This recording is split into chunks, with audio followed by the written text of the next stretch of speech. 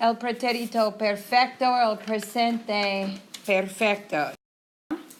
Empecé hablando o refiriendo de este semestre, ¿no? Las actividades, el vocabulario que hemos hecho o que no hemos hecho este semestre para llevar una vida sana, ¿no?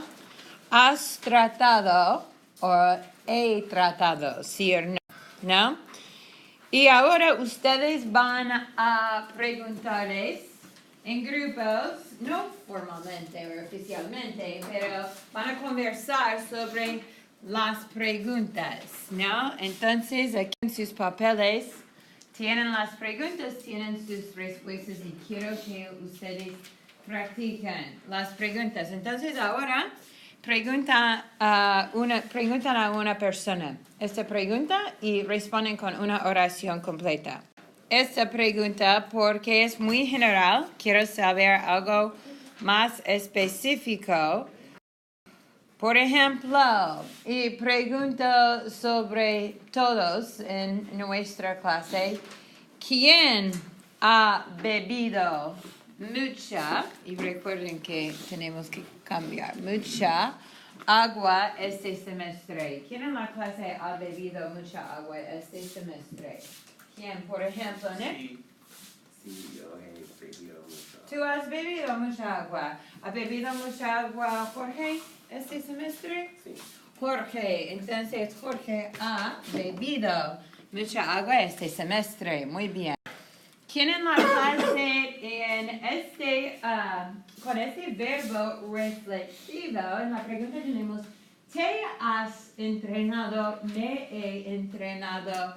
Y para reportarle a otra persona, sé, ¿no? Bueno, la persona sé o no sé ha entrenado 3 días. Brooke, ¿quién ha entrenado? Se ha entrenado. Ella.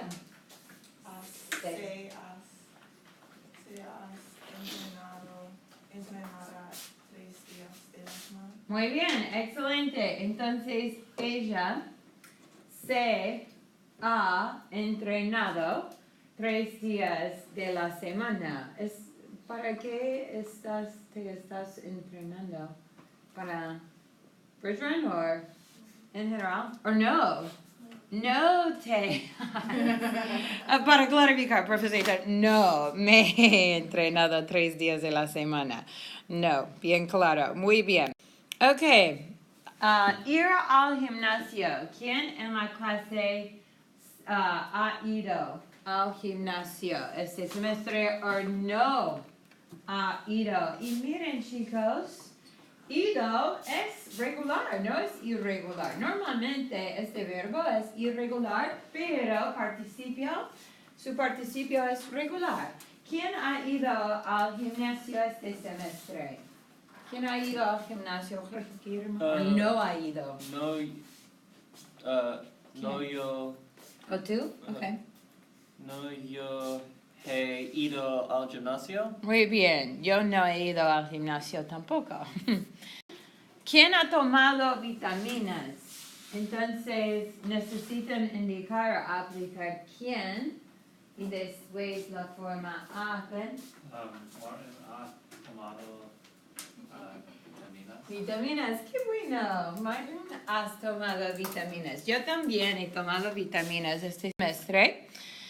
¿Quién se ha? Recuerden, pronombre reflexivo.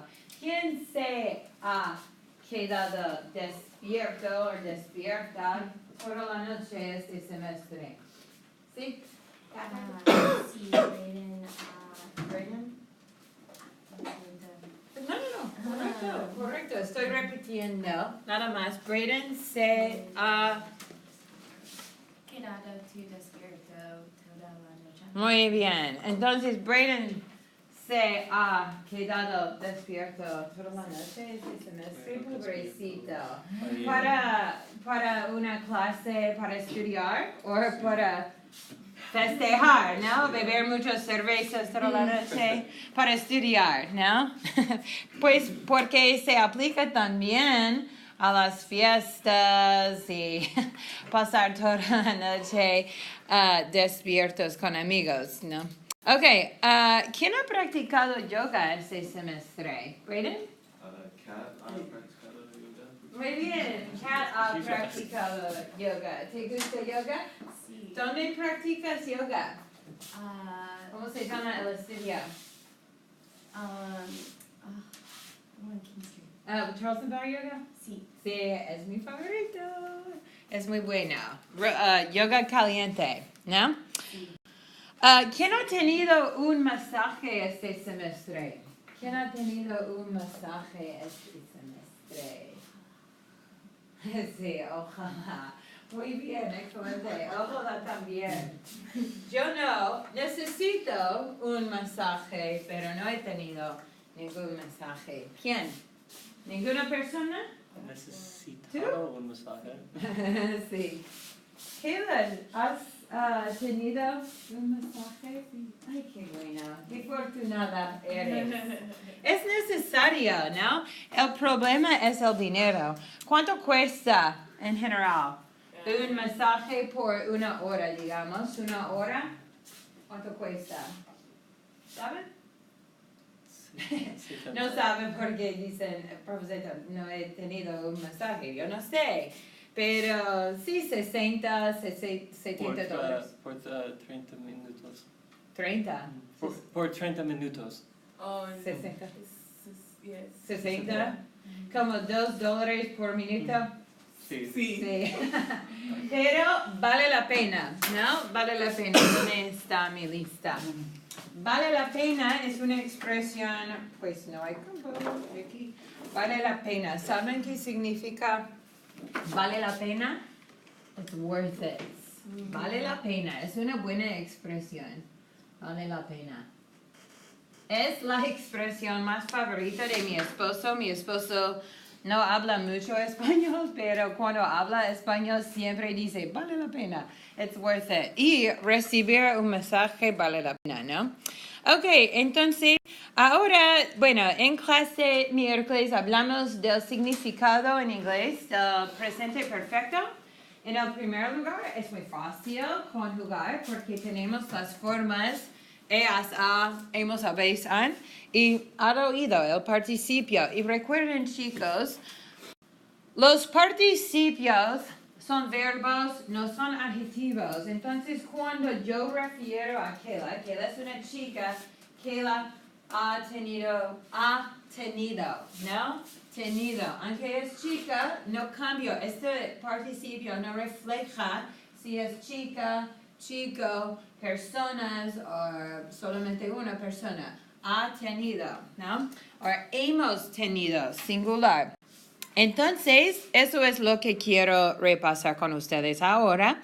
En sus papeles, en sus apuntes, tienen espacio aquí para mostrar. Y esta imagen, yo quiero que ustedes traten de copiar o dibujar esta imagen que explica los tensos, ¿no? Porque es importante clarificar dónde estamos refiriendo a este tenso. Entonces, para empezar, tienen esta línea de tiempo. Y les explico en inglés, okay?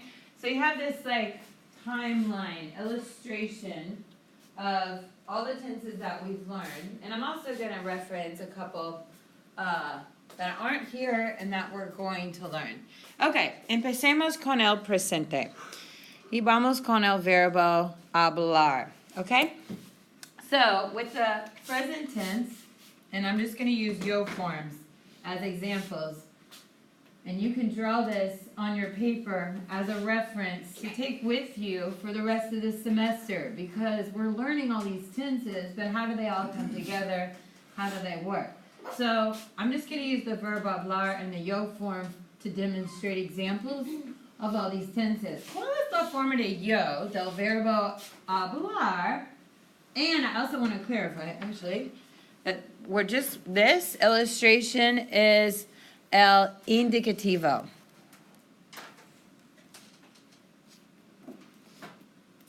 The indicativo, because obviously throughout the past at least 3 months, we've been comparing indicative and subjunctive. The subjunctive doesn't even apply to this. The imperfect and preterite that we learned last fall is in the indicative, okay? Later on this semester, we're going to learn the past subjunctive. That's a totally different illustration. The subjunctive is not a tense, it's a different quote-unquote mode. It's not necessarily a tense, it's a different type of voice. So it doesn't even apply to this illustration. So applying hablar español en el presente de la forma de yo, ¿qué es? Yo hablo español en general. Yo hablo español, ¿no? Hoy es el 8 de marzo, yo hablo español, yo estoy hablando. We can even use the present progressive. Estoy hablando. They mean the same thing. Do you remember hearing hablando? Sí. Hablando is like ing in action and progress. Yo estoy hablando, ustedes están escribiendo. Participio? It's a type of participle.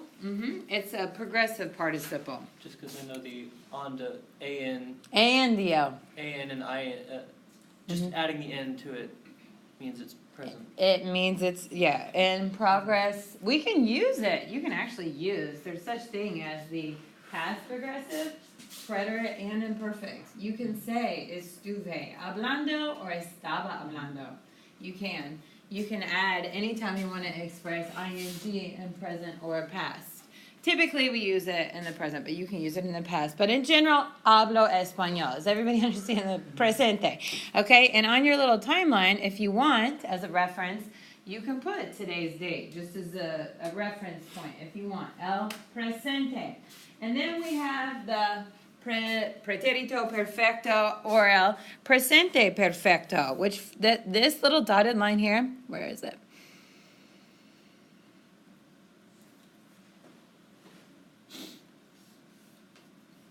I guess, well, there, it's illustrated with this, a point, but notice how, this is what we're talking about. This is the present perfect. If you want to write it, I don't know if you well, we can write it in Spanish, that's fine. Okay, presente perfecto. And this is going to fall, when you illustrate this on your timeline, you're going to draw a line up until the present tense, okay? Presente perfecto. And you might also hear pretérito perfecto. I like to emphasize presente perfecto, what we're learning right now, the present perfect, because if you recall in class on Wednesday, this tense affects the here and now. Just like in English, I have never been to Bolivia. You know, up until this point in my life, right now as I'm saying it, I still haven't been. I've never been to Bolivia. Or even like, I haven't, you know, eaten this morning. I haven't eaten anything this morning. I actually have, but I'm just saying how, or I haven't slept a lot this week.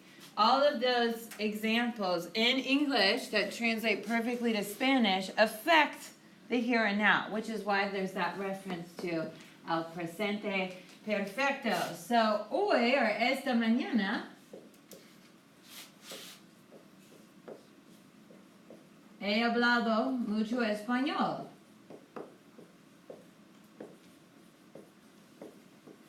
For your example, he hablado mucho español, no? He hablado. Relating to the present tense. Does that make sense? How this falls on a timeline? Because last fall, this is where it gets a little more complex, but hopefully you recall what we talked about last fall. The red dots here is el pretérito. So, presente, perfecto, el pretérito. Why do you think on this particular illustration, the preterite is used or illustrated with red dots? Why do you think that is? What do we know about the preterite tense? First of all, here's the present. Where do you find the preterite? In the past. In the past. Well, Because they're like specific points in time that have Sí. started and ended. General versus. Sí, señor. So the term he used was specific.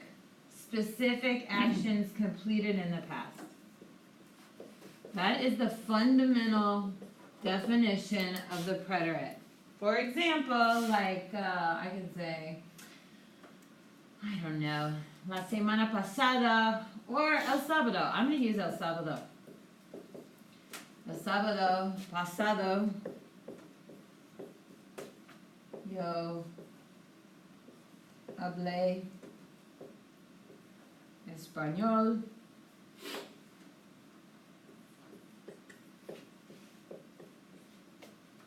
con mis amigas latinas.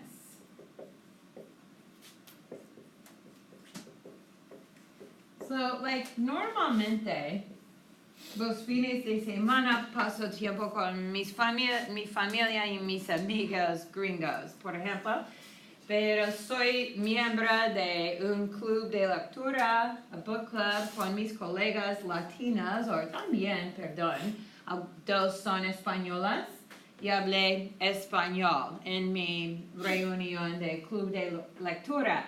Entonces hablé acción específica, ¿entienden? Específica, which is why it's illustrated with that red dot. It happened and it was over. Just during that 3 hours during my book club with my native Spanish-speaking colleagues, I spoke Spanish. The rest of the weekend, I did not. Specific action. ¿Entienden? Mm-hmm. Okay, and then which symbol or illustration conveys the imperfect on this visual? Where do we see the imperfect? Yes, exactly. These little swirly, loopy, loop-de-loop things. This is the imperfect because why? It's general. Mm-hmm. Ongoing. Repeated. Habitual.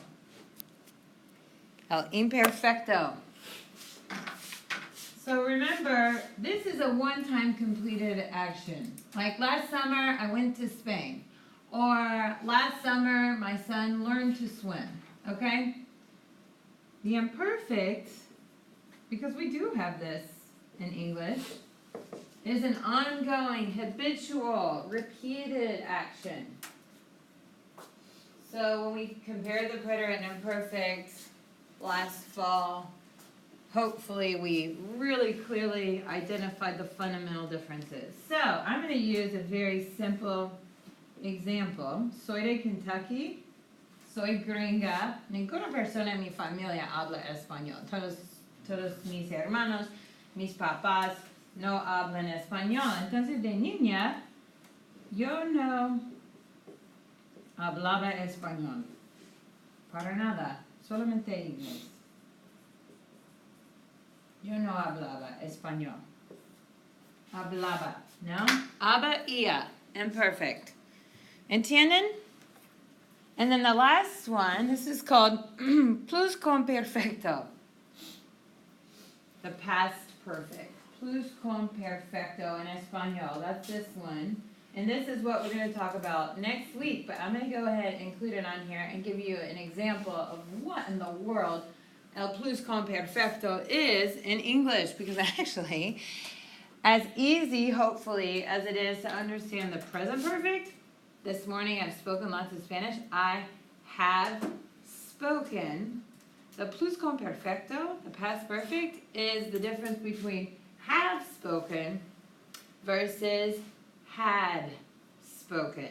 So it's basically the present perfect in the past. Okay, so let me explain how it's represented in this example.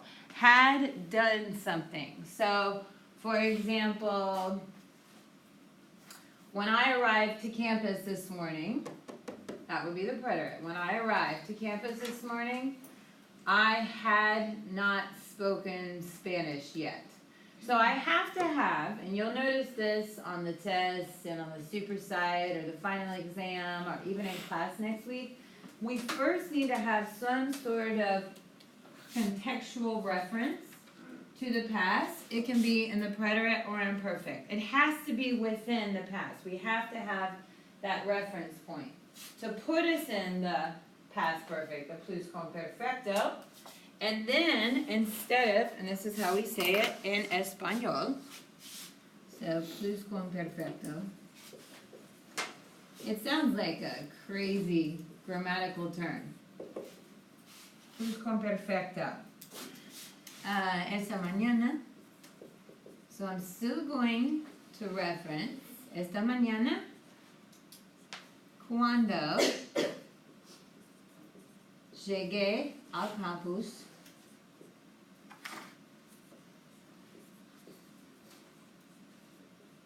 So here's my reference in the preterite. Cuando llegué. I have to have a specific, or I could use a general, actually, the imperfect. But most of the time it accompanies the preterite to put us in the past first. And then now we're going to take this concept, he hablado. Ya no había. Do I have yo? Whatever. Ya. I'm gonna change ya to yo. Yo no había hablado español. So this chapter, we still have this participle, hablado, which is so nice with this chapter, even though we've abandoned, command, subjunctive versus indicative, and we're learning a totally new concept. Does haber switch over to the perfect tense? Haber, this is a form of haber, and the present perfect is a.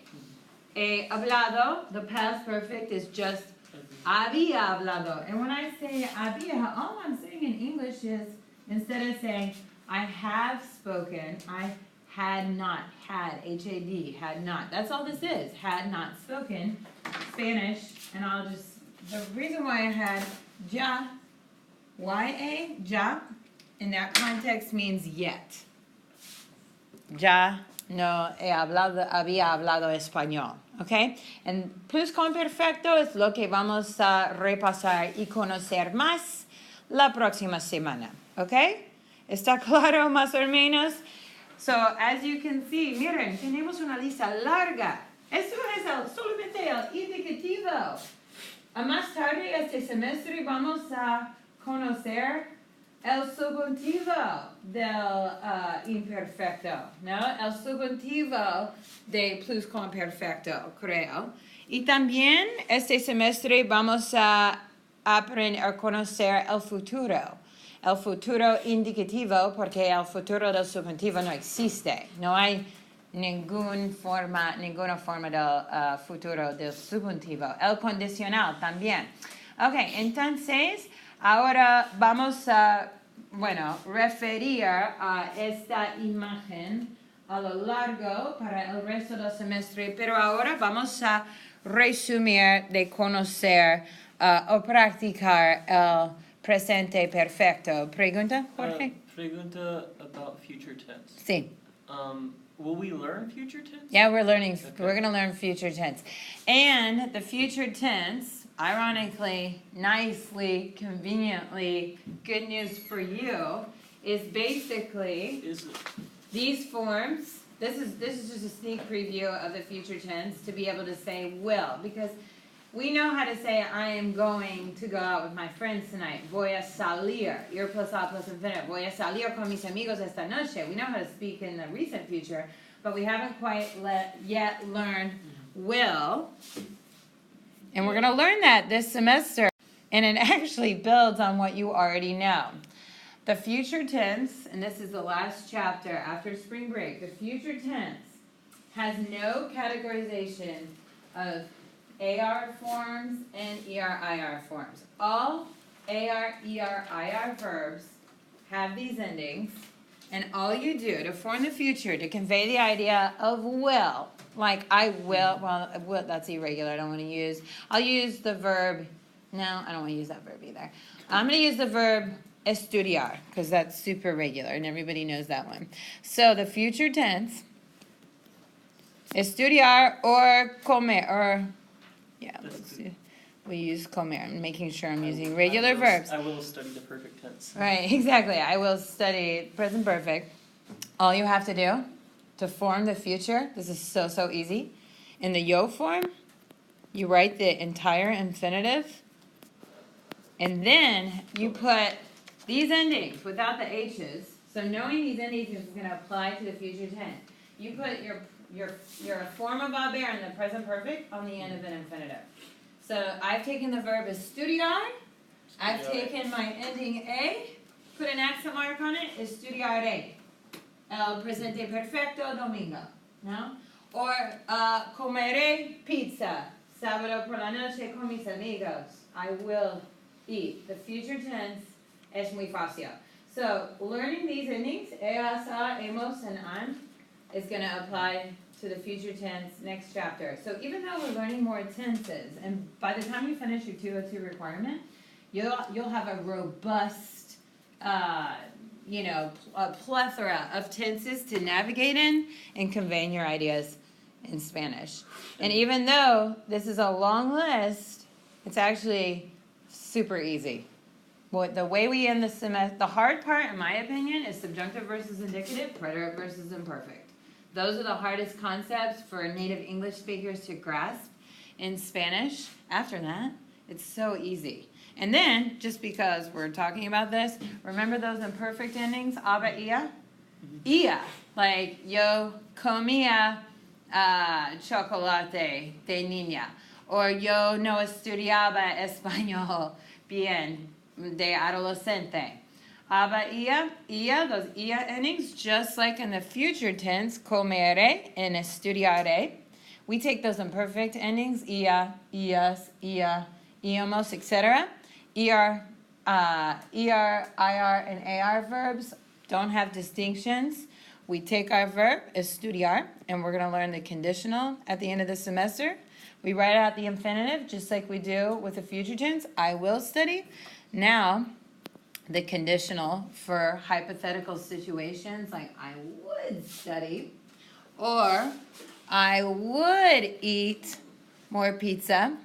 All we do is we take the entire infinitive, add on those imperfect endings that we've already learned, and now we've taken the idea of to study to would study or would eat. So even though we have this robust uses of tenses in Spanish at the end of 202, and we're like, ay, he aprendido muchísimo, es súper fácil, las conjugaciones.